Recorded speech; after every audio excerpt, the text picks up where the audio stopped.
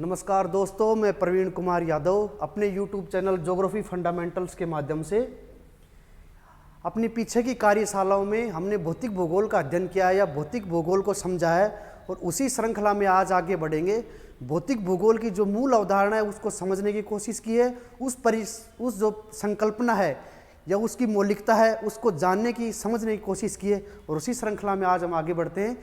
हमने क्या किया है, भौतिक भूगोल को पढ़ा है या समझा है। फिजिकल ज्योग्राफी, भौतिक भूगोल।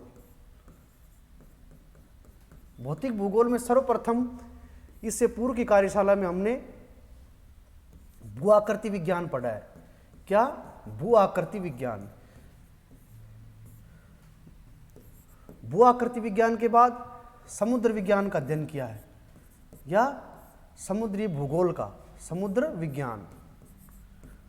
और भौतिक भूगोल के अंतर्गत या हम के भौतिक भूगोल का जो नेक्स्ट चैप्टर आता है वो है जलवायु विज्ञान या जलवायु भूगोल।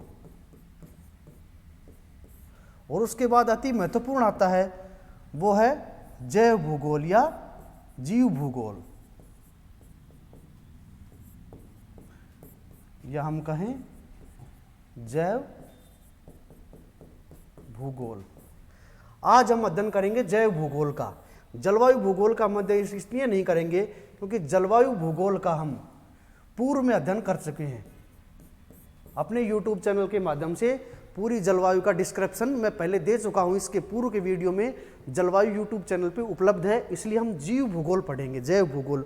और जैव भूगोल को पढ़ने का या समझने का भौतिक भूगोल के अंतर्गत मेरा मुख्य मकसद यह है या मेरी संकल्पना कहूँ, उस मौलिकता को समझना है कि मैंने फिजिकल ज्योग्राफी शुरू की थी या ज्योग्राफी शुरू की थी। उसके बाद ये कहा था कि ज्योग्राफी का मतलब केवल मात्र, भौतिक भूगोल का मतलब केवल निमित्त ये नहीं है कि ये फिजिकल ज्योग्राफी है तो इसमें जो ब्रह्मांड पे फिजिकल विषय वस्तु है उसको ही समझे।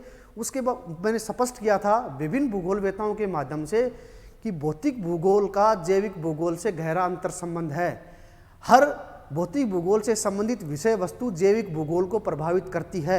हर जैविक भूगोल की विषय वस्तु भौतिक भूगोल के निर्माण में सहायक है। इन्हीं सब चीज़ों को समझने के लिए हमें जैविक भूगोल को समझना अति आवश्यक है। और जैविक भूगोल की जब शुरुआत होती है तो सबसे पहले दो वैज्ञानिकों या दो भूगोलवेताओं के नाम हमारे मस्तिष्क में आते हैं, स्टोलर एंड स्टोलर-मोदे। दो भूगोलवेता थे,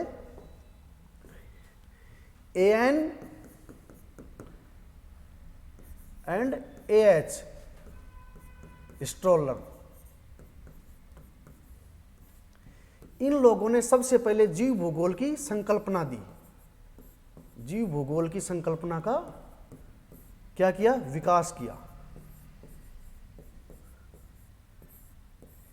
इनकी अवधारणा थी या इनकी मान्यता थी कि जो भी ब्रह्मांड में जीवित या जैव विषय वस्तु हैं उनका वानस्पतिकी और पारिस्थितिकी के साथ जो अंतर संबंध है, इंटर रिलेशन होता है, दूसरों के एक दूसरे के बीच अंत्यक्रिया होती है, उससे जैविक भूगोल का निर्माण होता है। ना केवल जैव भूगोल पृथ्वी पे या ब्रह्मांड पे उपस्थित जीवित या सजीव विषय वस्तु या सजीव चीज़ों से है।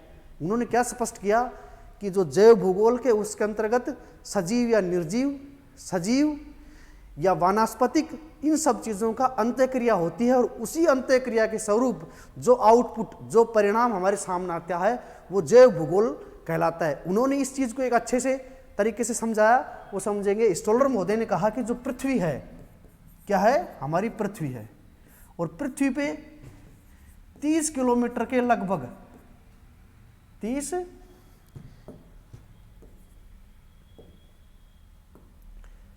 30 किलोमीटर के लगभग एक पतली परत है और इस परत का निर्माण हुआ है जल से, मिट्टी के कण से, विभिन्न सेलों से, विभिन्न सेल आ जाएंगी, जल वाष्प के द्वारा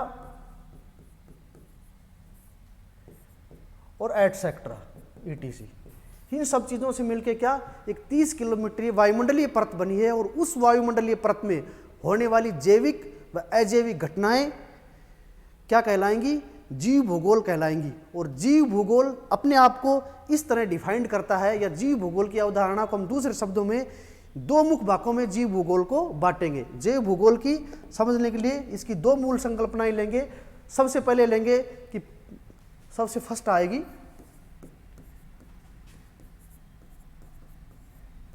सबसे पहले क्या आएगी?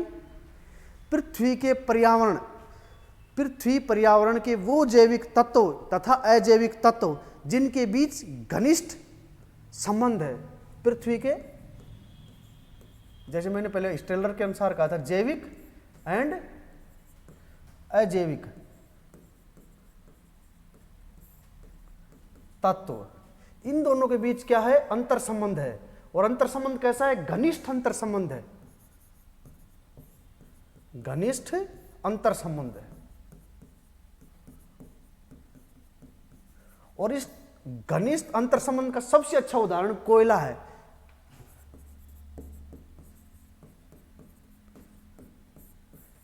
पेट्रोल है, पेट्रोसाइन है,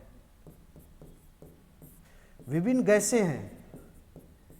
इन सब चीजों का निर्माण जीव भूगोल के अंतर्गत कैसे होता है? जैविक व अजैविक तत्वों के बीच अंतर संबंध होने के बाद और वो घनिष्ठ अंतर संबंध होने के बाद। ये तो क्या आ गया जैविक भूगोल का पहली अवधारणा आ गई। और दूसरी जो अवधारणा है वो निम्न प्रकार से है कि मानव तथा जीव मंडल के बीच क्या? मानव एवं जीव मंडल के बीच संबंध, या हम कहें क्रिया, या कहें अंतःक्रिया, इसके अंतर्गत भी जीव भूगोल प्रभावित होता है, या जीव भूगोल की संकल्पना फलती फूलती है। और मानव और जीव मंडल के बीच ये संबंध है, ये समानुपातिक है। ये अच्छा प्रश्न बनता है कि जीव मंडल और मानव के बीच संबंध कैसा है? जीव मंडल जैविक विषय वस्तु और ह्यूमन, इसके साथ समानुपातिक कौन सा? समानुपातिक संबंध है। मानव प्लस जैविक तत्व, इनके बीच क्या है? समानुपातिक संबंध है। और समानुपातिक संबंध होने के कारण जीव भूगोल को प्रगाढ़ता मिलती है। और जीव भूगोल को प्रगाढ़ता मिलती है तो क्या है? भौतिक भूगोल मजबूत होता है, भौतिक भूगोल को समझने में हमें सहायता मिलती है। और जीव भूगोल की दो प्रमुख शाखाएं हैं। जीव भूगोल की प्रमुख शाखाएं कितनी हैं? आज हम मोटे रूप से इसको अच्छे से समझ रहे हैं। मैं कहूँ कि विस्तृत रूप से नहीं, कि ये बातें अच्छे से हमारे समझ में आ जाएं कि भौतिक भूगोल का पोर्शन जो केवल मात्र फिजिकल ज्योग्राफी नहीं है, इसमें सभी कुछ है। इन चीज़ों को समझाने के लिए मैंने जीव भूगोल को लिया है। तो जीव भूगोल को कितने भागों में बांटा गया है? मेनली जीव भूगोल की दो प्रमुख शाखाएं हैं। जीव भूगोल कितनी शाखाएं हैं? दो प्रमुख शाखाएं। जीव भूगोल को प्रमुख कितनी शाखाओं में? एक आएगा पादप भूगोल। ये सब उदाहरण हम इसलिए ले रहे हैं कि जीव भूगोल को हम अच्छे से समझ सके। और दूसरा आएगा प्राणी भूगोल। दूसरा क्या आएगा? अभी इस चीज से आप समझिए, प्राणी भूगोल एवं पादप भूगोल। प्राणी भूगोल और पादप भूगोल एक दूसरे के पूरक हैं।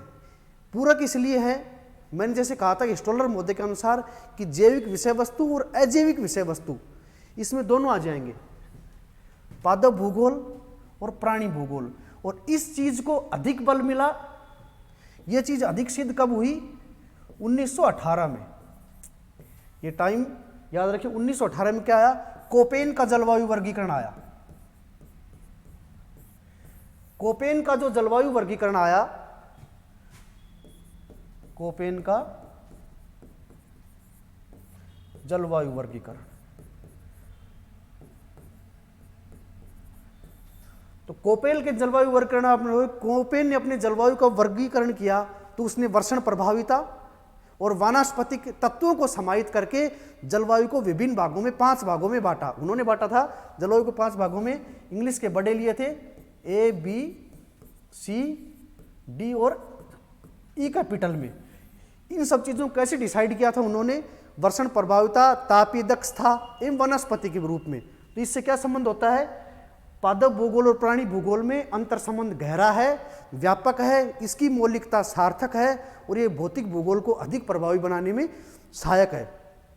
इससे वनस्पतीय जलवायु का प्रभाव भी अत्यधिक दिखाई देता है। और भूगोल की जो आधुनिक स्थिति है उसमें 19वीं सदी में भूगोल की जो आधुनिक स्थिति है उसको अधिक प्रगाढ़ बनाने में 19वीं सदी, 19वीं कौन सी सदी?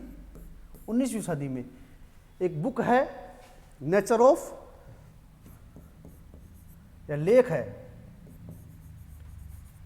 Nature of geography, nature of geography. किसने दिया था ये? हार्टसन महोदय ने।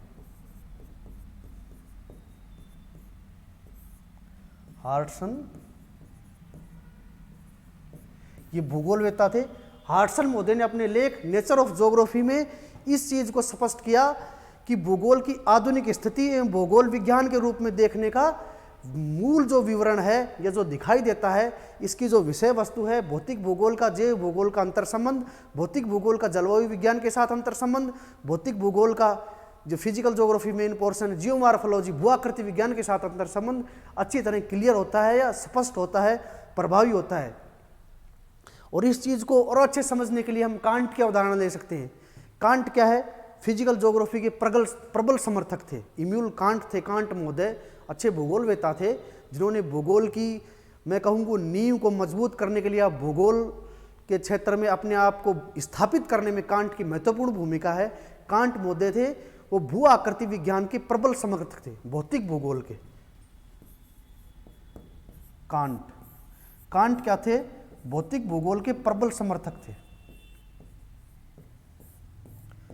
लेकिन कांट ने कहा कि मैं भौतिक भूगोल का प्रबल समर्थक तो हूं, भौतिक भूगोल की अवधारणा व्यापक है, लेकिन हम इस चीज को भी नहीं नकार सकते कि भौतिक भूगोल पे राजनीतिक भूगोल का प्रभाव है, भौतिक भूगोल पे जैविक भूगोल का प्रभाव है, भौतिक भूगोल पे समुद्र विज्ञान का प्रभाव है। इन सब चीजों से क्लियर होता है कि भौतिक भूगोल केवल मात्र भू आकृति विज्ञान में होकर के एक व्यापक भूगोल है और उसकी व्यापकता सारगर्भित है और भूगोल विषय को व्यापकता प्रदान करने वाली है।